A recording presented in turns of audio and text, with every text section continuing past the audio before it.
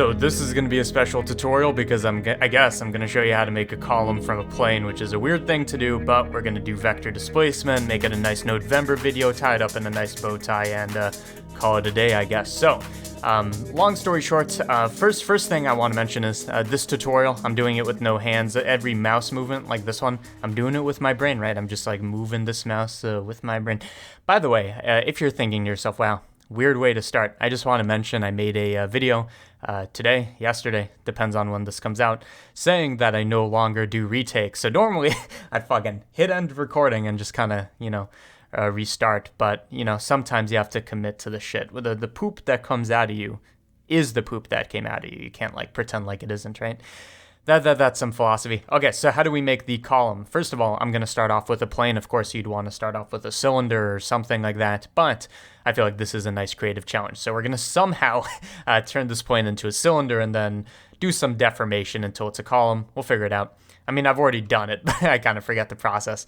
We're going to get rid of the light since we want HDRI lighting. This is just scene setup stuff. I'm going to be using Cycles as the render engine.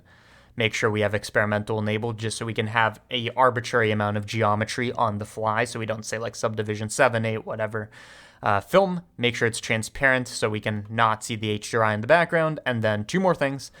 First thing, and I know there's a lot of steps before we can get started, but that is, in fact, how the cookie crumbles.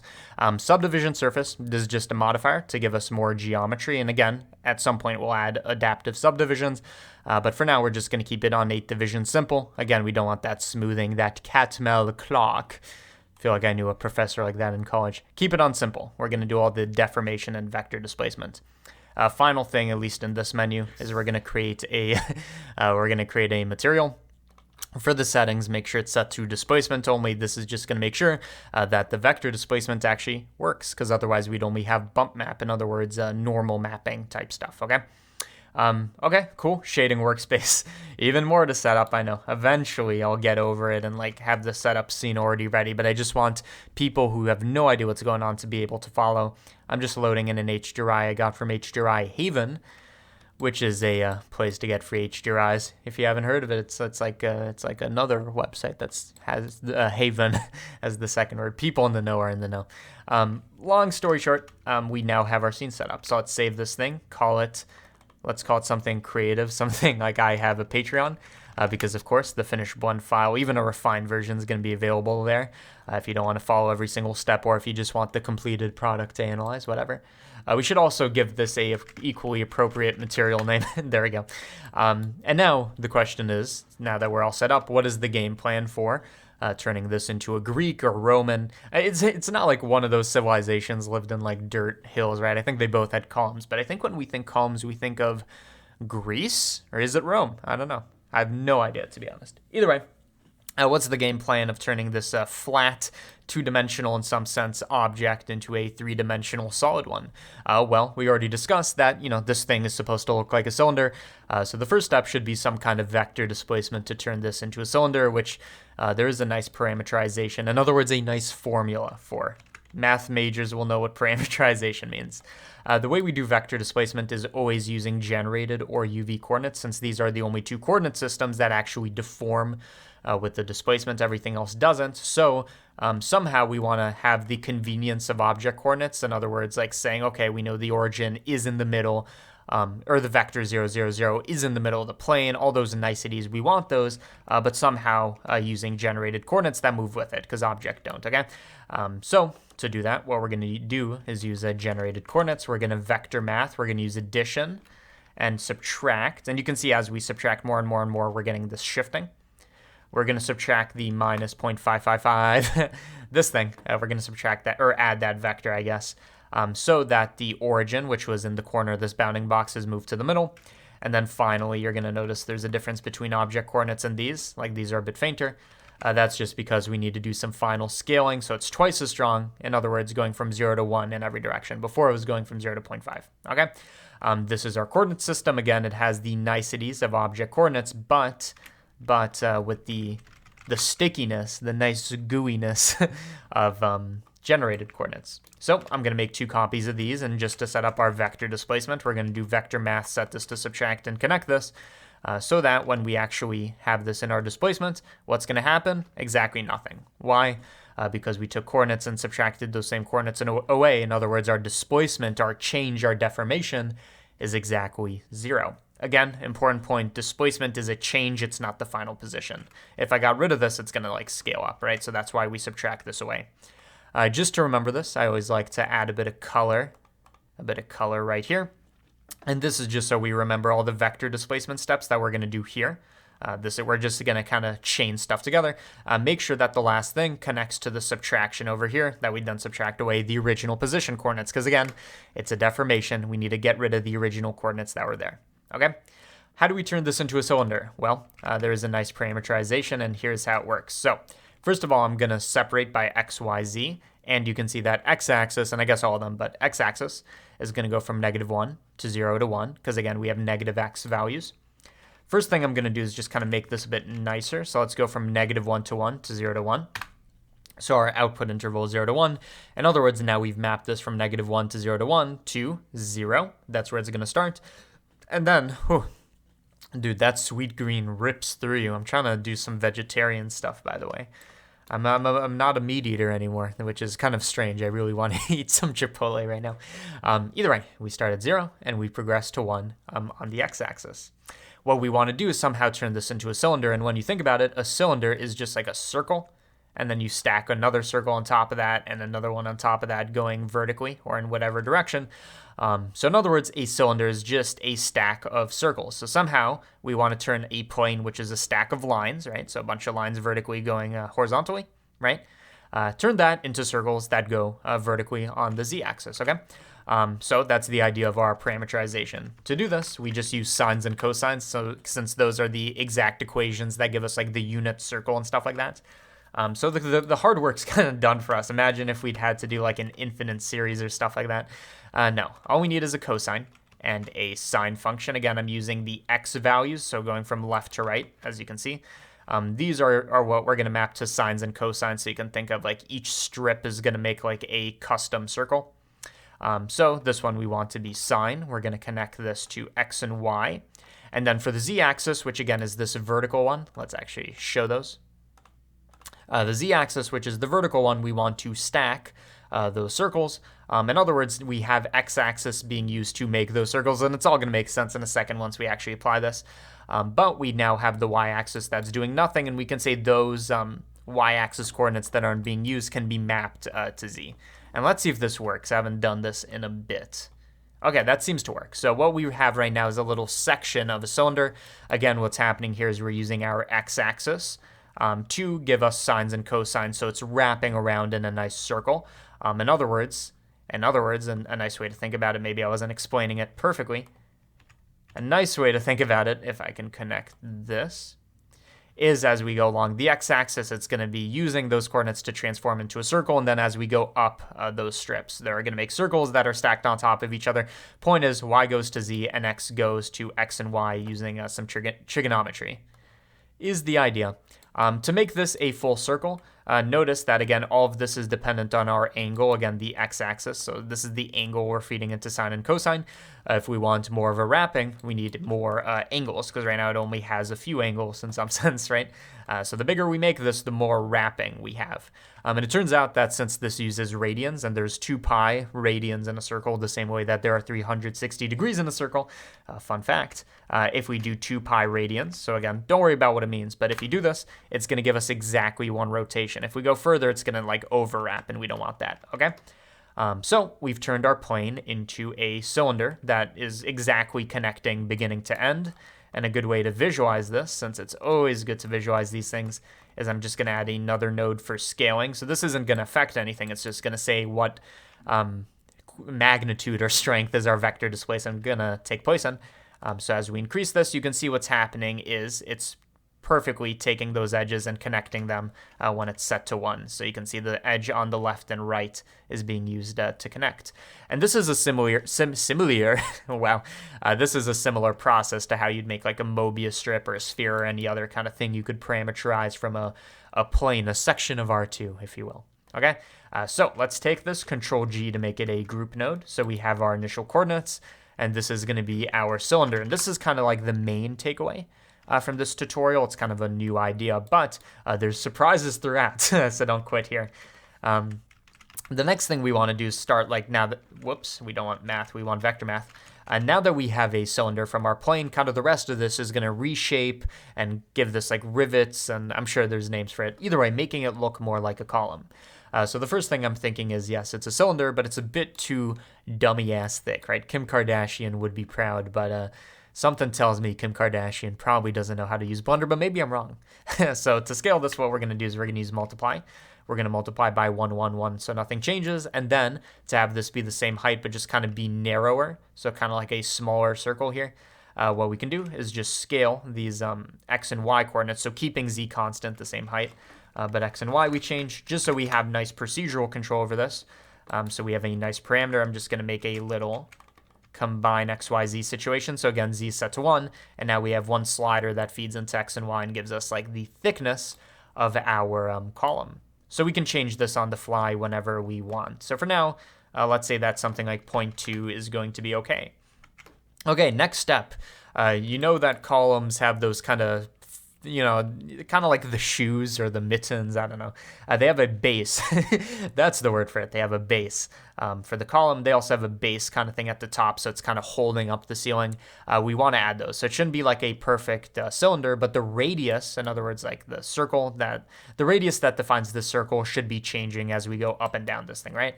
So the base and the top of it should be thicker, okay? To do this, what we can do is let's separate x, y, z. And by the way, we can actually make this its own little transformation, what we've done over here. So Control G. And this can be our like stretcher group, because what does it do? It stretches. So now we have a nice stretcher group. For this one, what we want to do is we want to look at the z-axis, because again, we're saying as it's going vertically, so we care about the z-axis up and down, the radius should be changing. So since this thing is going to be symmetrical, I mean, you could just have a base, but I'm going to have the base and the top be like somewhat similar, or for now exactly similar. We're going to do some symmetry, so let's do an absolute value. Again, what was happening here is we have the z-coordinates, so -1 to 0 to 1, just like the x-axis, but now in a cylinder, and shit's entirely different, I guess. But with absolute value, we take those negative values and map them to positive values. So instead of going to -1, it now goes up to +1, so we have symmetry. We take this, we're going to use a map range to kind of isolate an area, but with a nice gradient instead of using like greater than or less than. I think we take this one and bring it up, so now we're kind of isolating those tops and bottoms. And these are exactly the areas that we want to deform. How do we want to deform them? Well, I think we could do like displacement, not vector displacement, but like original displacement stuff. It might be tricky since it might be using the original normal coordinates of the plane, so maybe that's not the way to go. But since we have a very nice convenient situation where this is a cylinder, just like before where we scaled on the x and y, right? We could do the same thing again, but now in only one area, okay? So what I'm thinking is we add another vector math in, kaboom, set this to multiply. We're going to do another combine x, y, z situation. And just like last time, we're going to set these to 1, 1, 1, and then just alter x and y. So what I'm thinking is, or I guess what you would think as a noob here, I would make this mistake. I'm too smart.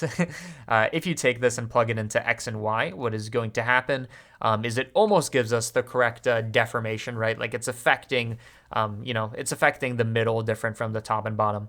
However, if you think about it, what we had is, let me mute this. What we had is a scaling factor of 0. Black means 0 in the middle, and then it kind of rises to 1. Whereas what we want is the middle to stay constant. In other words, this should be 1, and then everything else should be slightly bigger than 1, so it's growing. In other words, we don't want the middle to be 0. What we want is to add kind of like a base mid-level value of 1, okay? When we do this, now you can see that that is held constant, but everything else is shifting. If we don't do this, you see it gets thinner, okay? So now we have that. Now, we could modify the map range to give us not like this gradient that's so harsh, but bring this down just so it's kind of like more of a base. So the gradient just happens here and then it's like a constant 1 value. We could do that, or we could shape this in a custom way, which is what I'm thinking. This is what's going to let us do a lot of complicated types of shapes.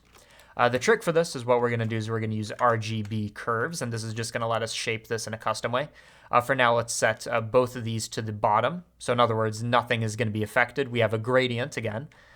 We have a gradient going from 0 to 1, and now we're mapping it to 0 to 0, which is added to 1, which means, long story short, everything is 1. Nothing's being scaled. But if we were to change the RGB curves in any way, like bringing this up, then some stuff would happen. So what this means is we can start like shaping this in interesting ways. So you can see this kind of curvature is showing up here. So now we have this nice bowl. We can cut into it to make this a nice design. And assuming that we have a lot of geometry, we could kind of add in a arbitrary amount of detail here, which is the nice thing. So for the beginning, I want, what do I want? I want kind of like a more, maybe more like a flatter base, so something like this, just so it's kind of like standing flat. And again, because we have this curve here that's happening, it's almost like you took this shape and like rotated it 90 degrees and like looked at it from the side. It's kind of hard to explain, but if I wasn't looking at this head on, but instead like rotated this view, this is what we would be seeing. So just kind of rotate this in your head by 90 degrees. Again, we can make this arbitrarily complicated, especially if we have adaptive subdivision. So it's not like 8 subdivisions, but it's like, you know, being subdivided on the fly. In fact, we can make the dicing scale smaller. So per pixel, there's more divisions. And let's see, you could just play around with this to get different results. You could have a lot of waviness to add like some of that decor. But in theory, you understand the idea. So you could just do whatever you want here. To make it fancy, you could do that. And I'm thinking, should we increase? So again, we can't change this because that would change the overall scale. I mean, we could have a big thick column, but a big thick column, a BTC, that's a Bitcoin. It's also a section on Pornhub. But if we want the radial stuff on the top and bottom to be like larger while holding the middle constant, before we add one, what we can do is we can multiply. So again, this is only affecting the gradient area, the top and bottom. We can multiply it by a bigger number, and that would just scale those sections. So I'm thinking like 1.1 just to make it a bit thicker. Okay, so I feel like that's something we should make a parameter as well. So 1.1, plug this in here. So for now, this is going to be our, like, I guess we should give it a name. We'll give this base thickness, because, you know, that's kind of what it does. And this one is what? This is overall thickness. And, you know, again, since this is all chained together, they're all dependent on each other, so everything works out. We could change any parameter at any point. So this is just going to be general thickness. General thickness reporting for DD. Okay, next step. Next step is maybe adding in some like interesting stuff in the middle, like those bars, as if like there was, I mean, not as if this is actually what we're going to do, but as if there was like a wave texture in here defining what should and should not be extruded. That's exactly what we're going to do. And again, remember, originally we used generated coordinates, and so far we're not benefiting from them too much, right? We said that all the deformation sticks onto this, but that's only important if we make like a texture or mask that we want to flow with it, but that's exactly what we're going to do. So first of all, if we're looking at this step, you have to imagine at this point it's only plane. We haven't done the cylinder, the stretching, nothing, okay? Actually, before we do that, let me just take this step and bake it in. I wish there was a way to take RGB curves and make it like a parameter in a node group, but it kind of has to be hidden inside here. So this one is going to be our, I don't know, this is going to be our bases, I guess is a good name for that. And why do we have two vector displacements, or two displacements coming out of here? This one is the one we need, and I think the top one we do not need. Is that true? We could just get rid of that. I guess we did need that. What is this one? Oh, are we subtracting the same thing from itself? Or multiplying? Whatever. Point is, we could get rid of it, but I'm not thinking about this on the fly. I have more important things to do. Like saying that, again, if we imagine this coordinate system over here, you can imagine this as a plane. At this point, none of the cylinder stuff has happened, which means if we take a wave texture and use this as the coordinate system, again, we don't want to like use arbitrary generated coordinates, but our modified ones. You can see that now this is mapping exactly around the thing. What is this? A column, a cylinder, whatever.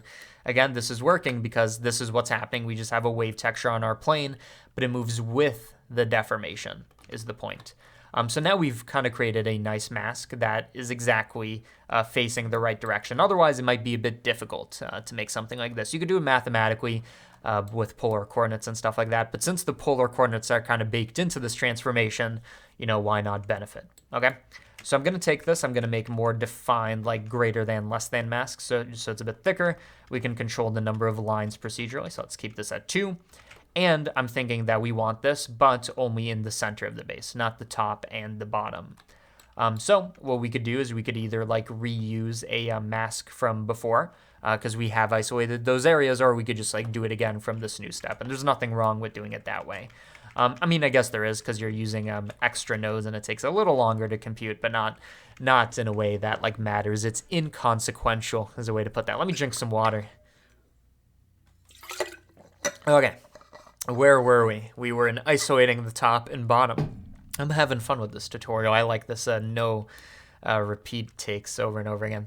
We're going to isolate the z coordinate again like last time, and since we want symmetry exactly like last time, we're going to do absolute value. Basically the same ideas, but this time we kind of want the opposite mask, so isolating the middle, not the other stuff, okay?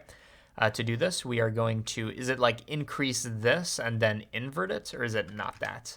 I think it is that. And then let's set this back to 0. So again, we've took 0 to 1, and instead of mapping it to itself, we've inverted it. So now instead of having black in the middle, we have it on the edges, and now we bring this one down. So it's exactly kind of the opposite. So now we have a nice gradient here. If you want it to be a bit harsher, you can bring this closer to the number 0.7. So you can see now most of this is white instead of being like this fall off gradient, but we can work on that. So we have this mask, we have our wave texture mask to combine them. So in other words, saying we want wave texture only in the middle. This is the kind of thing where you always multiply for. Boom. And then I'm thinking that, again, we don't want to do like a normal, and I keep saying the word normal, which has its own meaning. We don't want to necessarily do a displacement node, since it might be, excuse my French, heavily fucked up, right? But again, since this is a nice radial design, the cylinder centered in the middle, we can do the same thing we've been doing again and again and again of multiply a vector math node, combine x, y, z, so we can control only the x and y axes independently. And then we scale again. What we have before is this like 0 or 1 mask, where again, we want to keep the black area constant. So just like last time, we need to add 1. So 1 means hold it still, and anything slightly brighter than 1 means, do it a bit more. Again, what we want to be doing here is using this for both the x and the y radially and keeping z constant. So right now, let's see what this gives us. Let's actually view this correctly. It gives us... This is its own kind of abomination. It gives us the correct thing where these sections are sticking out, but you see it's kind of got this, what does this look like? Kind of looks like a shake weight, or like a, I don't know what that looks like. I mean, kind of looks like no idea. No idea where to take this one, right? The reason this is happening, it's not because of the wave texture, but because of the gradient. Again, we can make it more intense just so that there's less stuff going on here. So the closer we make this number to the 0.76, the kind of softer this gradient's going to be. And then the reason this is still looking, janky is just because of the strength of that. So again, before we add 1, just like before we multiply, and if we do 0, it has nothing. And if we do a bit more than 0, we're going to get these beams that are very slightly extruded. So I think this is the kind of thing that, again, we want to make its own value node. So I'm just going to copy that over. We're going to call this like beam. I know it's not maybe it's chisel. I have no idea what these things are called. I'm sure some like architects like writing me an angry email. Little did they know I can just, delete it and not read it. But whatever, you're valid. I care about your email. Do send it. It's worth your time. We want to control the chisel. We also want to control the scale. In other words, how many lines there are. So this can be chisel like amount or something. I'm sure maybe engraving is a better word for this. No idea. So now we have controls for the strength, for the amount, stuff like that. So I think before we had 2. And an interesting design, and I think a lot of columns do look like this. The higher you make this number, kind of the denser this kind of looks. And that is kind of its own unique look. And again, we could use all the techniques from before to make this more complicated, add more radial stuff in the middle. We're going to keep it simple for now, just kind of like the core idea. By the way, if we were to get rid of this here, the issue with that, again, the reason why I isolated the middle is it would do a lot of weird stuff over that curvature base section. Let's add a bit more geometry. So now we kind of have the base shape. some kind of like final thoughts before we get to the BSDF stuff. So in other words, before we get to vector displacement, before we do that, let's connect all of these and put them in their own group node. And we can keep this like wave texture exposed, and I guess also this multiply. Don't care. Last thing one of the last things we want to care about is, again, our deformation so far. It's pretty simple. We've done a cylindrical mapping and then added a bunch of details by virtue of this wave texture using the generated coordinates that move with it. Long story short, we took this shape that we connected at the edges, but we did not connect it at the top. So in other words, this thing is hollow, which isn't a big deal if you're looking at it from the side, but if you're looking at it from the top, bit of an issue. So we need some way to, I guess, seal the top, and for the bottom, I guess we don't need to, or we can make a floor so you don't even see it in the first place. But for now, let's focus on sealing the top. We can use basically the same techniques as before. I'm thinking what we do is we do a radial scaling just like before on X and Y, but this time we scale it to 0 on the top, so it pinches infinitely tight into the middle. So I'm thinking, again, we separate X, Y, Z, look only at the Z coordinate. This time we do not need symmetry since I only want to pinch the top, but if you wanted to pinch both the top and the bottom, absolute value would be the way to do that. So I'm just bringing this up so we're only controlling the very, very top section, so like the top 0.995%. This is the part that we want to shrink. So again, what we're going to do is we are going to, well, I guess what we could do, you know what, I think the solution is actually pretty simple. I think we keep what we have before and then just invert these like before. And this should very, very slightly isolate. I guess it's kind of hard to see, which is why I didn't notice. Now we have a very, very slight thing that's close to 0 at the very top. Hopefully this works, but point is most of this is 1, and at the very top, like between like 0.995 and 1, we should have something close to 0. With a slight lip, a slight gradient, and what we can do is, again, basically we're doing the same transformation again and again and again. So technically, we could have done this part in like one vector displacement step, but I think it's good to separate these things just so we can keep organized. So what we're going to do, same thing as before, we're going to multiply, combine X, Y, Z, connect these here, set these to 1, or I guess only the Z axis, and then let's see, X, Y, and I think that did the pinching. Let's see what that actually did. Yeah, that seemed to do the pinching. Okay, so again, what's happening here is most of this is 1, so it's unaffected, but only the very top is pinching. And to get this to be like less extreme, there's 2 solutions. Again, the reason this is happening is there's not very much geometry at the top. Like we're only taking the very, very top percentage and pinching it, which is why we're getting this banding. We could either solve it by having more geometry, and this could be a solution, or just to help it along a little, and this is why we use map range, we could give it a bit of buffer room.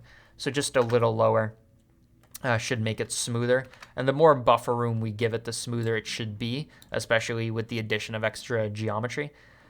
Maybe we could also bring this down a little, just a little. So something like 0.995 would clean it up just a bit. Now you can see the base is a bit cleaner. And then I'm thinking more geometry should kind of solve the rest of this. Because right now we're viewing this at 1.6 divisions if we bring our viewport display up. So we're getting something closer to the render as we get closer to it. You're going to see that the pinching grows smaller and smaller and smaller. And I guess this would be a good way to see what value works best. Is it something close to 0.991 or something far away? I guess it's something far away. So like 1, or if we wanted to be generous, we could like add a bit of buffer. I guess that was too much. I was thinking that we could have a tiny circle here, but I think this works for now. So again, more geometry the better, but we only care about that on render. So for now, we could be pretty lax and just, imagine that this is working, okay?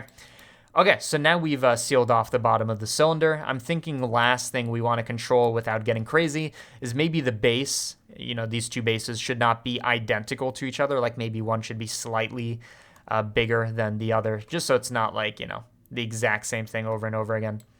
To do this, what I'm thinking is we isolate the bottom, and we could keep this in the same vector displacement step, so we don't need to group this out. So we're going to separate by Z, same thing as always, map range node.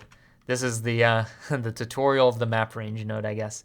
What we want to do is we want to isolate the bottom or the top, whichever one it is you want to make bigger. So we move one of these sliders. I guess it's going to be this one, and then we invert it. I guess we set this to 0 and bring this one downwards. Here we go. I always forget exactly which way it should be going. And we bring this down. So it's going from -1 to like some value that's close to it. So something like that. So now we've isolated this area. And I guess, again, we're going to have that linear gradient issue from before. So this should be closer to negative 0.74, just so kind of like all of this is white.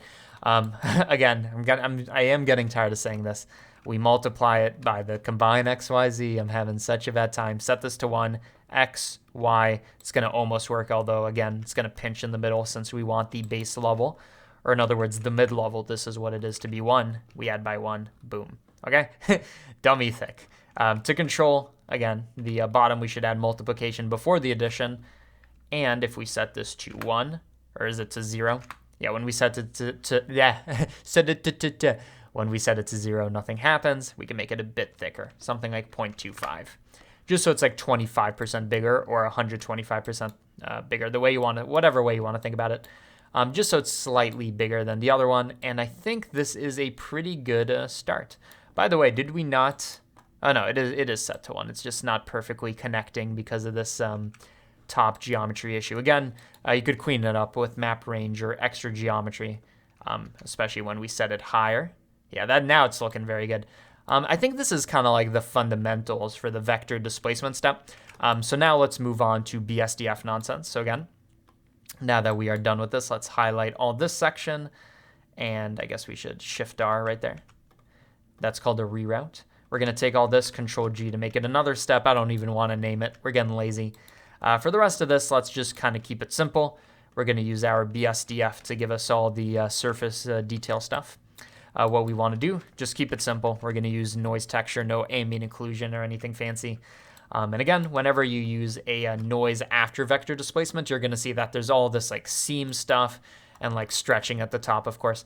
You want to make sure that it's not using the default generated coordinates, but instead the very last thing, usually the very last thing before the subtraction. So we're just going to connect it like this. And now you can see we got a more even, I mean, in some sense, very uniform distribution of this. So you can see there's no pinching like there was before.